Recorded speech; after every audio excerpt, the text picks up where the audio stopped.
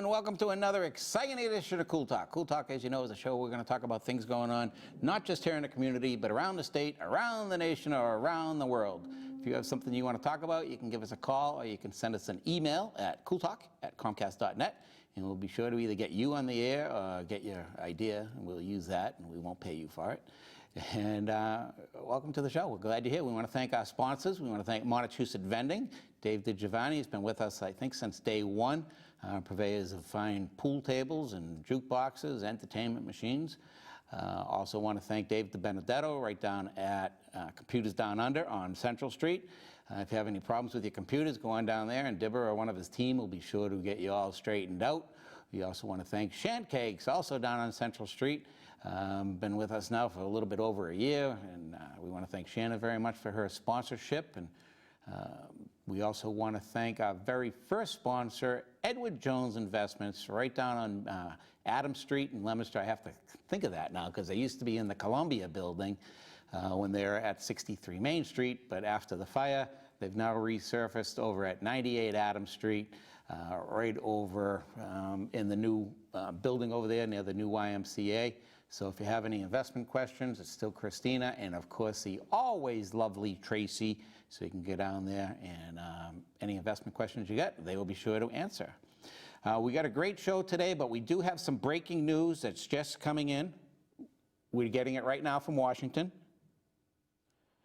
It seems Bruce Jenner, or Caitlyn Jenner, or whatever her name is, the Jenner one, finally went through with the remainder of the sex change operation, and I guess through this medical breakthrough, she is donating her testicles to Barack Obama. So finally, he will have a pair. So that is breaking news.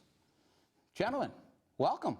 Our guests today are Ryan Fleming and Matt Brown, and you guys have a very interesting project that you're working on, In a Heartbeat, and it's a film that you're making about returning Iraqi veterans, Afghanistan veterans. You got guys out of one company, the Bayonet Company. Matt, you're the director. Why don't you start a little bit and tell us a little bit about the film and how it's evolving? All right, well, it all started with a good friend of mine, Dan Finkeldy. He was also a sergeant in the same company that Ryan was, and we were driving around Jersey City one day, and he's like, hey, can I borrow your cameras? And I was like what? Like, what? Yeah, sure, man. Like, for what? Like, what do you want to do? He's like, I want to start interviewing guys from my company and talking to them about their experiences in Afghanistan and what it's like coming home and the different struggles some people face and what it's like integrating back into normal to civilian society. There's, I think, a lot that, and Ryan, you would know it because you get it all the time, as every returning vet does, as, you know, to thank you for your service. And then if you open up a little bit and somebody says, oh yeah, man, I know exactly what you mean. And whether you say it out loud or you have it in your head and you say, you have no idea what I'm talking about, so right. Don't say it. You can sit there, shut up, and listen, but you have no idea. When we did that, John Churchill put together that function about a year ago over at the Doubletree, and he had guys coming back and just talking about, like, a lot of it was PTSD, and he had some New York firefighters. Were you there for that one? Did you come to that one? And it was crazy, between the firefighters talking about, like, 9/11, and guys that had gone and served, and then there was John talked a little bit, Andy talked a little bit, and I'm just listening, and I'm like, wow, this is just crazy. And they were just pouring everything out, and I wasn't right for 3 days. I mean, I'd call my wife, and I'm like, she'd be like, what's the matter? I say, I don't know. I just felt like I was in some kind of a stupor or something. I was just. Then I realized it was that because I was just replaying the stories over and over in my head. I'm like, this is nuts. And there's so much of that. And like you say, when you're coming back and when people watch the film, just the short clip there on some of the stuff that you go through, and how is it like when you got into the film with other guys in your company? You know, what's that like when you, like you say, you haven't seen them in a long time, now you're starting to reconnect? How's that work? Basically, once I was done my interview and I felt that weight lifted off my shoulder, meaning I just explained everything, put it all down in one sitting. I called a couple guys that I deployed with and just told them how I felt about doing it. And when the video was produced, it's just a rough cut right now, it's a rough profile. I shared it with my guys, and the feedback I got was incredible. Now I have all my guys realizing what I really went through after I got home. They realized they weren't the only ones, and now that I'm moving in a positive direction, I can now be an example for them. And just getting that feedback and then because of this film, becoming even more tight-knit to the guys that I've missed for so long, it's incredible. It's one of the best feelings in the world. Yeah, I don't even know how to describe it. Like, in the world that we live in now, you know, you have the film and you have the technology, and it's a lot easier, I think, to speak about things as opposed to in the past. You know, if you're coming home, if you have some post-traumatic stress, now you can deal with it, and supposedly there are, you know, professionals that can help you if you can ever get into them. Right. You know, a year and a half later. But that's a different discussion. Right. But you know, you got guys that came back maybe from Vietnam or Korea or World War II, who PTSD hadn't been developed yet. Right. They didn't have that yet. So when they came back, they were either shell-shocked or they were just a little There's screwy. always a name for it. Yeah. You know, there was just something. But this has been around for so long, but you've never been, I don't think you've ever been supposed to talk about it. Right. You know, you're supposed to hold it inside. You know, you're the big rugged man. You're not supposed to talk about this. You know, just suck it up and deal with it. And the way that they used to do back in the 50s and 60s and 70s and 80s. Before finally they say, okay, you got like a pressure cooker going here. No, talk about it. Blow off steam and talk about it. And right. It's got to be a huge weight off your shoulders. It's huge. You know, and Matt, and doing the show and directing it, you gotta, it's gotta be just amazing. I don't know what the words are to describe it, hearing all these stories as you go. Going into this, I've always been curious, because I know a lot of people that went overseas, like good friends of mine, and just people, a bunch of kids from my high school, and you become a part, like, unless you personally know somebody that went over there, the war affects you 0%, you know, and like seeing like my best friend go over and come back, and like, you just want to know, you know what I mean? And not everybody talks about it, and they don't want to talk about it, and if they do, they do, and if they don't, you can't force them to. But when Dan approached me with this project, I was fully on board, because there is a huge veteran-civilian divide, and there is no intercommunication, and like, we don't know about what they went through, and they get frustrated with us because you come home and it's like people are complaining about their coffee. You know what I mean? And it's just like, are you kidding me? And what I'm trying to do here is have these guys tell their stories exactly how it is and present it in a way where I can understand it, because I'm a civilian too. So I want this film to reach not only veterans in the way Ryan's talking about it, but to reach civilians as well, to be like, this is what these guys go through, and this is how hard it is for them. Yeah, I think there's a lot of it, like you say, and people that haven't been there, they don't, you know, get it, you know, as much as you want to think that you do. I mean, I've been embedded with you guys for a long time. Right. And, you know, sometimes I want to say, yeah, I get it. And then somebody else comes out with something, I'm like, what? You know, and then it just starts all over again. And like you say, Matt, you know, you think you're having a bad day because your coffee came out, you know, extra latte or something, and you want to have a bad day? We'll show you a bad day. Jeff, if you want to get ready, you can roll that whenever you want, and we'll take a look at the clip that we had that was out. And this is from After Action Films in a heartbeat. Would you go back? In a heartbeat. I'd do it all over again. I would absolutely go back to Afghanistan. I'd go today. I'd go today. I'd rather be in Afghanistan than here, truthfully. My MOS was 11 Bravo infantryman. You know, I wanted to be a ground pounder. I wanted to fight the war. I wanted to have my boots on the ground. Where's it coming from?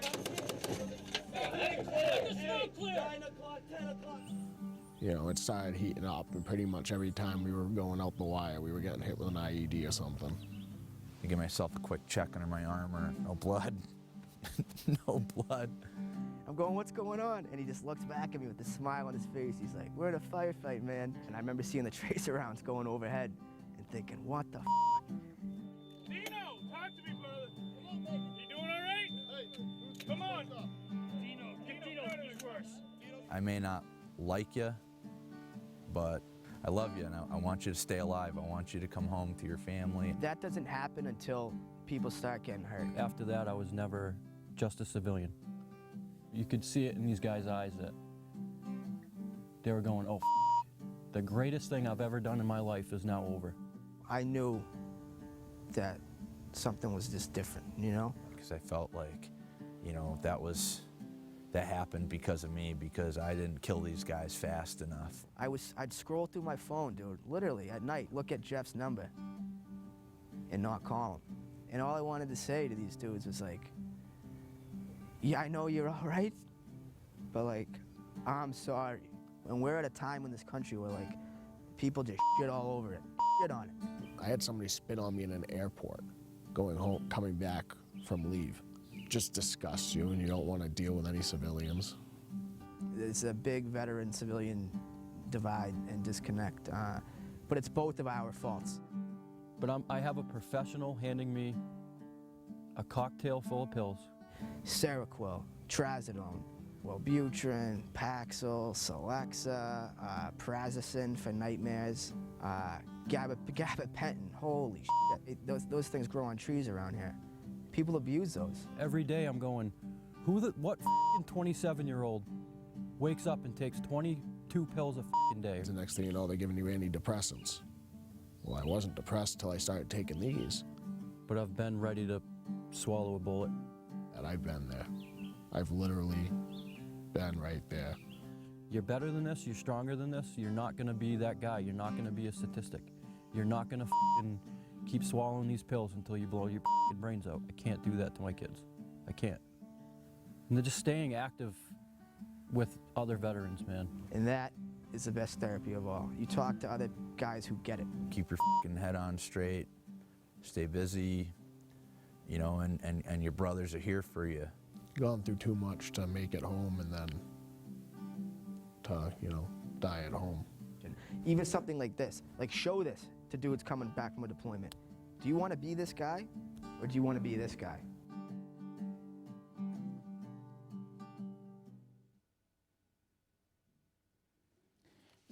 Now, and that's a great clip.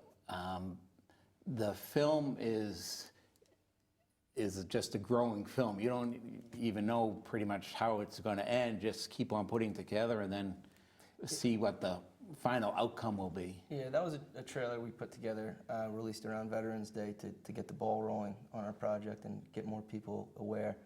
But as we go, we're going to be interviewing more guys from this company and just having them tell their story. We're not trying to make a story. We're not looking for a story. They're going to sit down, talk about exactly what happened, and when we have enough, we'll find out what it is that connects all these guys and how the same exact events can affect each person's life differently, and go into how they all went about their separate ways after experiencing the same things. And that's, you know, the psyche, the makeup of each person, like Ryan, how we were talking, you know, with guys that you served with, you were with them 24 hours a day, 7 days a week. Right. You all see the same thing, you know, you all saw that pen drop, but 15 different guys saw something different. Right. And it affects you a different way. Right. Some people, like you say, will just blow it off and, you know, whatever, it's done, I'm home and I'm moving on. And other guys, you know, the one fellow said, "I had to go back in a minute. I'm there. What do you want?" Everybody says that. Yeah. Every single person has said that so far. I would like this film to show the disconnects in soldiers coming home. Be able to look into these lives during combat and after combat and find these disconnects, what went wrong in their return home that made a downward spiral. Or what did this guy do when he got home to help him succeed and not take that downward spiral. And I think we'll save a lot of lives doing it. Now, just as you've been with these guys over there than back here, is there a difference in attitude? Like, here you were in Afghanistan on Monday, and you were this way, and then you were back in Leominster on Wednesday, and you were like a different person? Or do your feelings and emotions and attitudes change like when you're in Afghanistan, in country, or once you get home and see like what you might have missed in the past year or two or whatever? I was more scared or nervous to be home, to be in a surrounding that I didn't know anymore, without my weapon, without my guys. And to be honest, it was easier to I almost wanted to just stay there and live the rest of my life with my guys in a different country, because that's where I was safe, and that's where I knew I was going to make things happen. And coming home was a whole new subject that at that time I wasn't mentally prepared for. And then coming home unprepared is just the wrong way to go about it. Yeah. You have to be prepared to come home. And there's so many things that go into it. And I know, Matt, you captured some of it on film on a different part of the film that I saw, where, like you say, you're with you guys 24/7. You come home now, you need to pretty much get to know your wife again, get to know your kids again, get to know all that, and, you know, what's changed. You know, is she going to be the same? Is my kid going to recognize me? I gotta, you know, they're going to be afraid of me. Oh, who's the stranger? And Right. there's all that other stuff that I think a lot of people don't realize that you have to go back in and get acclimated to again, as opposed to just coming home, dropping off your gear, putting on a suit, and going to work. Right. You know, so it's interesting how you're picking up on that in the film. And if you want to help out with some of the funding in the film, you have a GoFundMe page. Yes, sir. GoFundMe.com/InAHeartbeatFilm. And if you can, you know, empty out your cup holders, grab the coins out of the back of the couch, empty out your wallet, throw in $25, $50, $100, whatever. Give us $1, dude. Seriously, it doesn't have to be a lot of money. Everything No, adds but up. if you got 100, toss 100. It's easy. Put on your credit card. It doesn't matter. It's $12 a month. Awesome. Get rid of it. Right? But I mean, there's just a lot, because these projects take a lot of money to put on. Even, you know. Well, right now what we're raising funds for is to go down to Florida and interview Young, and then if we have enough money after that, we're going to fly to Arizona and interview Grant. I mean, these are two guys that are willing to do it. They really want to be involved, and right now we don't have the funds to get down there and talk to these guys. Yeah. So it's important. Now, did you debut this film at Mohegan? Yes. Right? That's I thought so. At a recent event that was held down at Mohegan Sun, hosted by Till Duty Is Done, and that was a great time. It was awesome. That was a great party. A party. We had 10,000 people there in the auditorium. Trace Adkins, Dropkick Murphys, Tony Orlando, tying a yellow ribbon. Yeah. The feedback we've gotten so far on this project is incredible. More and more organizations are willing to help us, and it's not just money. It's getting our name out there, or resources for help. Starting the business, we have someone helping us write a business plan. We have someone connecting us with, what are they called? Animation? Oh yeah, we're looking for an animator for the film to make up for some of the, like we have a lot of helmet cam footage, but there's also a lot of stories that everyone brings up that we have no documentation of. So we're looking for an animator to create those scenes for us so we can play those cartoons over the interviews. Now, would you be able to get something like that, just thinking out loud, like from one of the colleges or universities, or a student I mean, that's, yeah, anybody that's who's learning, who's got might actually 3D. be there, could be a grade. Right. Yeah, I would think you'd get people like that, so. that's what we're hoping for. Yeah. It's good. It's a great project, and I wish you all the luck in the world with it. And hopefully you can keep on tossing out bits and pieces, and that'll keep people interested in it. And It's our mission, so it's not going to fail. well, I'll help you out any way I can. Thank you, sir. I'm in. Till duty is done. Let's touch bases on that a little bit. Great organization. Yes. Justin and Corey Nash. Justin founded it, or Justin and Corey, but right. How's all that going? I mean, and they're based out of Connecticut, but they're doing quite a bit. Well, they got the concert going. That was a huge venue. That was huge. It was great. They've come a lot further than I would expect. Meeting Justin and Corey 2 years ago, I knew that it was going to take off. I just didn't know how long it would take, and it's happening a lot faster. They're saving lives, Yeah. and that's all that matters to me personally. Yeah. They've Check it out. Check out their webpage at Till Duty Is Done. Hi, Jeff. Hi, Jeff. How you Hi, doing, Jeff. But yeah, check out their webpage at Till Duty Is Done. They're doing a lot of great things, not just in Connecticut, but around the world, around the country. A couple of guys that really have their hearts and souls into it. Justin is a veteran, Corey is not. Right. But man, that guy, he's tireless. He just goes. There's just so many good people that are doing good things. Right. Out there. Like we were talking about, we've done the show before with John Church. John has his group Vet-Togethers, which is based just pretty much locally here, but he's probably got about 300 guys in the group now. Right. That show up at different times, however you want to do it, whatever. But there's so many good people that, you reach out and say, I need some help for some of these returning vets. I need something, whatever it might be. I need some tools. I need a toolbox. I need bed spring. I need whatever. And people just, here you go. I got it. It's amazing to see how many, always look at the bad side of life, but it's amazing to see as soon as you ask for help and you say, hey, listen, I need this for these guys. Boom, people just come through. Here, what do you want? You want a bunch of gift cards? Send everybody out to dinner? Here you go. It makes us as soldiers who deployed and did our job, it really makes us feel good about why we did it. Yeah, you feel Knowing that appreciated. that's happening Yeah, for these guys. you feel appreciated. So many guys, I'm sure, just feel like, they came back and they got forgotten about. Right. And you can't, and there's just so many people. But we have a Vet Together breakfast. If you're a veteran, you can come down first Friday of every month down at the Fitchburg Airport Restaurant.